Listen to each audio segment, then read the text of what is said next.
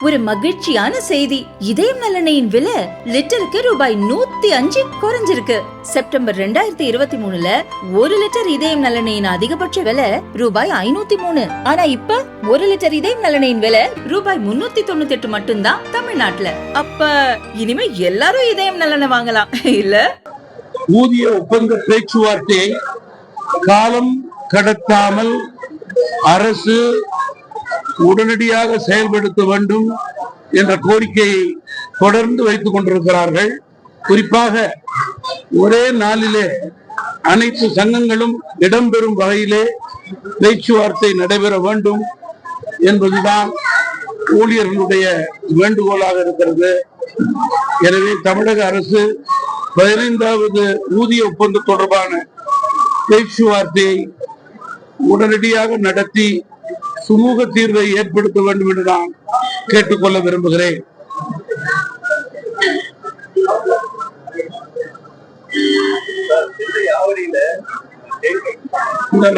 இன்னொரு முக்கியமானது உண்டு.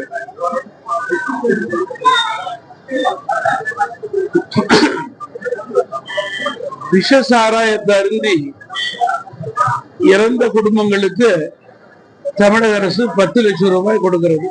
அதுல எங்களுக்கு மாற்று கருத்து கிடையாது. ஆனா தமிழகத்தினுடைய பாரம்பரியமிக்க வீர விளையாட்டு ஜல்லிக்கட்டு. இந்த ஜல்லிக்கட்டிலே மாடுபிடி வீரர்கள் தங்களுடைய வீரத்தை காட்டும் போது ஆயிரக்கணக்கான ரசிகர்கள் அவர்களை ஊக்குவிக்கிறார்கள். லட்சக்கணக்கானவர்கள் பத்திரிகையிலும் தொலைக்காட்சியிலும் பார்த்து கொண்டு அவர்களுக்கு உற்சாகம் கொடுத்துக் கொண்டிருக்கிறார்கள்.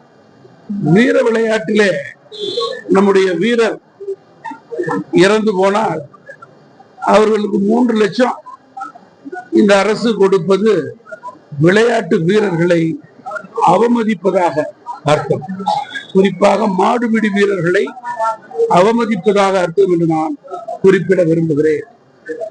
மாடுபிடி வீரர்களுக்கு களத்திலே உயிரிழந்தால் 10 லட்சம் அல்ல, அதற்கு மேலும் கொடுக்கக்கூடிய நிலையை இந்த அரசு ஏற்படுத்த வேண்டும் என்று நான் கேட்டுக்கொள்ள விரும்புகிறேன்.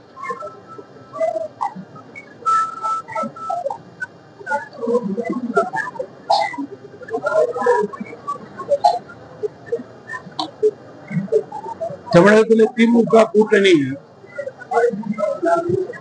உடைந்து போக விடுமோ என்ற சந்தேகம் தமிழ்நாடு காங்கிரஸ் கட்சிக்கு இருந்திருக்கும் போல இருக்கு. அதனாலதான் அவர்கள் மற்ற கட்சிக்கு அழைப்பு கொடுக்கிறார்களா என்ற சந்தேகம் இருக்கு. நீங்க கேளுங்க சார்.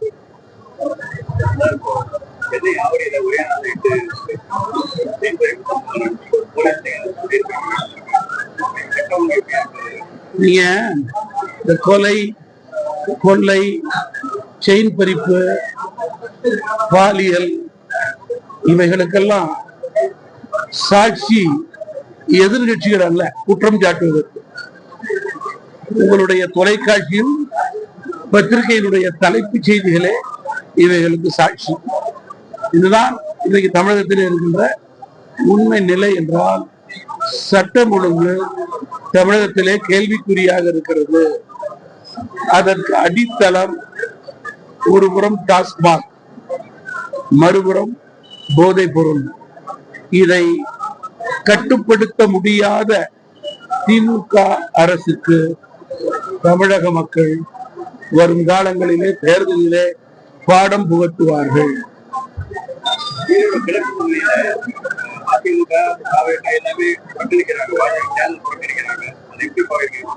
இந்தியா முழுவதும் தமிழகத்தினுடைய ஆட்சியாளர்கள் திமுக கூட்டணி நிலையை தமிழகத்தினுடைய 99% எதிர்கட்சிகள் இன்றைக்கு இந்தியாவுக்கு வெளிச்சம் போட்டு காட்டியிருக்கிறது.